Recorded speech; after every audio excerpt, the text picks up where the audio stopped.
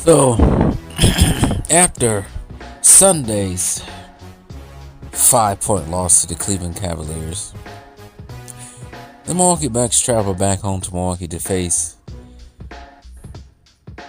can we call them Red Hot? To face another championship contender in the New York Knicks. I don't think the New York Knicks are a championship contender, but according to the media and many other people and Knicks fans, they're a championship contender. But the Bucks didn't let that stop them, because Giannis Antetokounmpo had 37 points, 8 rebounds, and 7 assists, as the Milwaukee Bucks erased a 12-point halftime deficit to beat the New York Knicks to 121-111 Tuesday night. Milwaukee's Ryan Rollins added a career-high 25 points. New York's Jalen Brunson scored 36, but hurt himself midway through the fourth quarter in a play that sparked Milwaukee's winning rally. Brunson appeared to injured his leg initially while scrambling for a loose ball in the fourth quarter. He remained on the floor but moved gingerly. Then he was dribbling behind the three-point line near the Milwaukee's bench when he fell backwards in clear pain and lost the ball.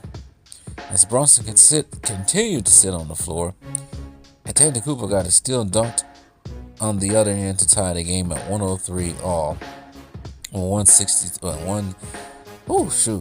6 minutes and 13 seconds remaining and the start of an 8-0 run. Brunson stayed in the game after a timeout, but the Knicks couldn't slow down Milwaukee's momentum.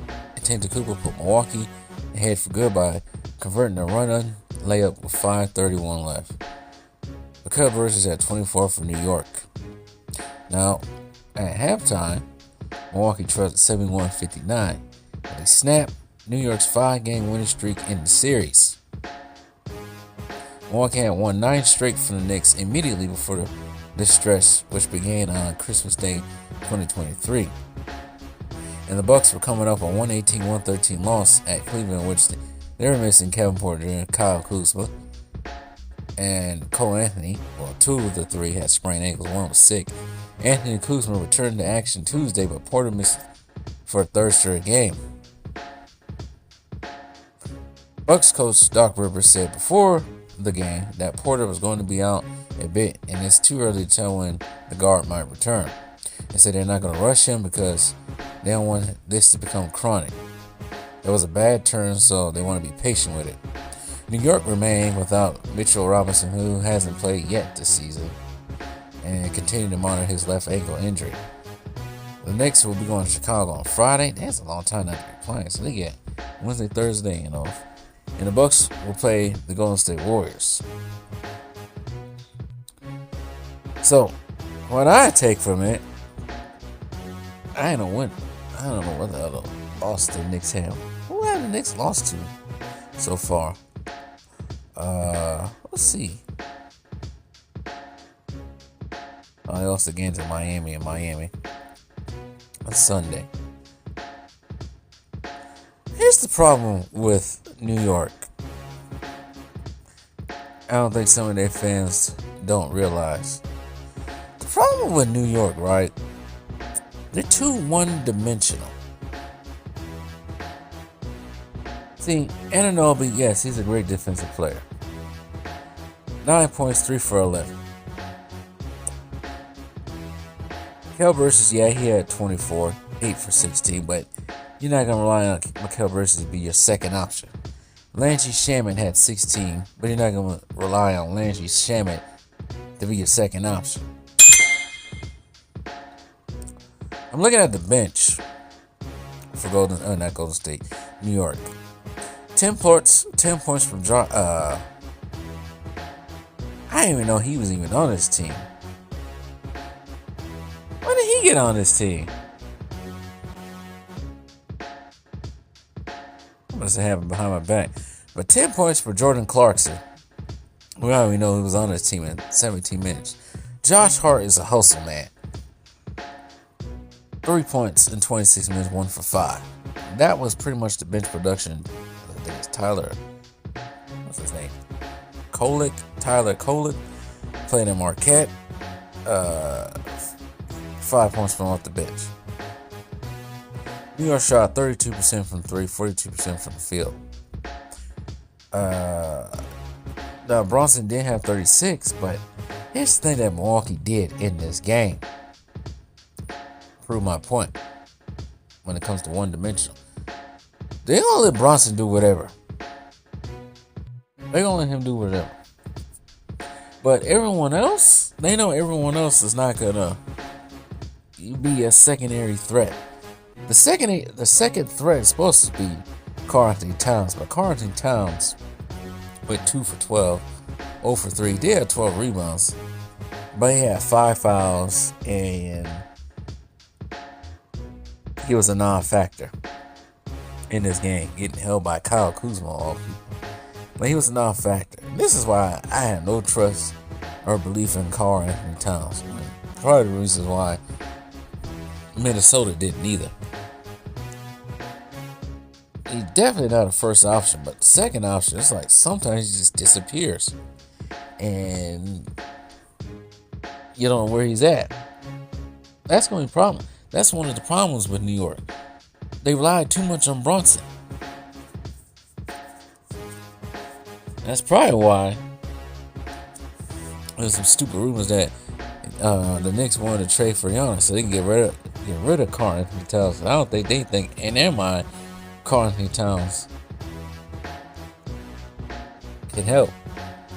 But that requires a lot more than just Karl-Anthony Towns trying to trade for Giannis.